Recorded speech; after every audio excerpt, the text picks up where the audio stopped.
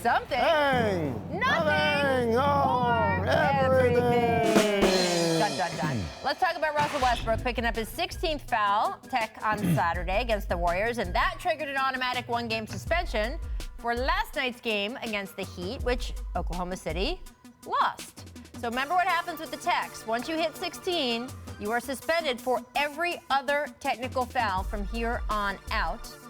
Richard, our Westbrooks tech. There's names that should not be on that list. Josh Jackson, what are you doing? Bazemore, I raised you better than that. The other guys, I get it. Right. But there's some names. Patrick, I get it. I mean, come on. There's some names. All right, so something, nothing, or everything that he's now in this every other situation. I think it's nothing because it really only matters in the postseason, right? We saw that with Draymond in 16. Like, you don't want guys to accumulate, technicals. Right. But right now for his team, I don't think it really means much. I think they're going to be just fine.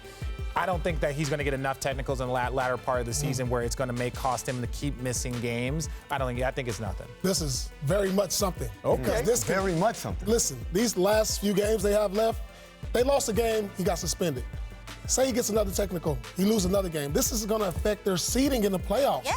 Right. That can really prove costly in a first-round matchup. What do you think of Paul for it? Because it's everything, and I'm just waiting for someone to say it. It's something because RJ's right. Once you hit the postseason, it doesn't matter. But the problem is they're not at the postseason yet. We still have pretty much a month of basketball left. They're fighting for seeding, so it's absolutely something. The other thing also is, guys are now all the pests around the league are gonna extra it up. This is why this is everything, because Russell Westbrook is a creature of habit like almost no one else in the league, right?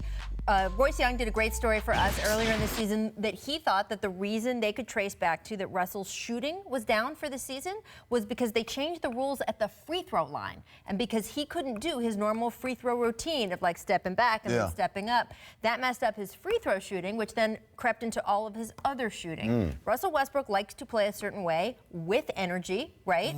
With the freedom to say whatever he wants. I think if he is worried about being suspended every other game. He's not going to be worried. Someone should be worried. He's not going to. He's going to play the way he is. It is a big thing. I think it's a big deal. First round. Elfrid Payton recording his 5th consecutive triple-double last night. Let me say that again. Elfrid Payton recording his 5th triple-double last night. A haircut, that's what it was. Let's give you some context Don't be stealing my point. on how rare that has been in NBA history.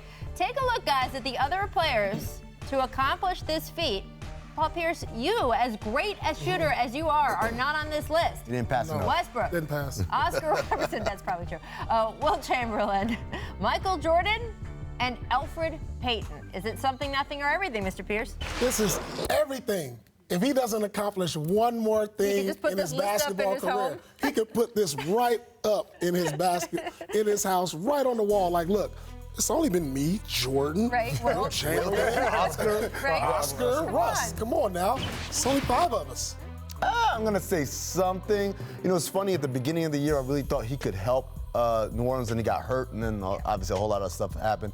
It's like Paul said, it's something to hang your hat on, but it's not like in the offseason people are going to be offering $17 million a year for this guy because he had 5 straight triple-doubles. I'm going to say it's everything, but for a reason that people might not understand. I think when you talk about, he's been on multiple teams now. You look at Victor Oladipo's been on multiple teams. Right. When you're drafting these young guys, D'Angelo Russell was an all-star this year. It's hard to evaluate talent. I think he is finally starting to come into his own. But when you're bringing in guys as young as they are, you don't really get to evaluate them. You don't become the best player you can be till you're 24 or 25 years old. I don't know if that's talent evaluation, but just fit. That there's some guys who succeed everywhere, but the great percentage of guys are the guys in the middle who have to be in the right situation. I would argue Victor Oladipo, not in the right situation the first 2 times. But he wasn't as quality of a player at 25. He improved. He improved. Well, his role changed. He went from being a third guy on Oklahoma City to the number 1 guy on Indiana.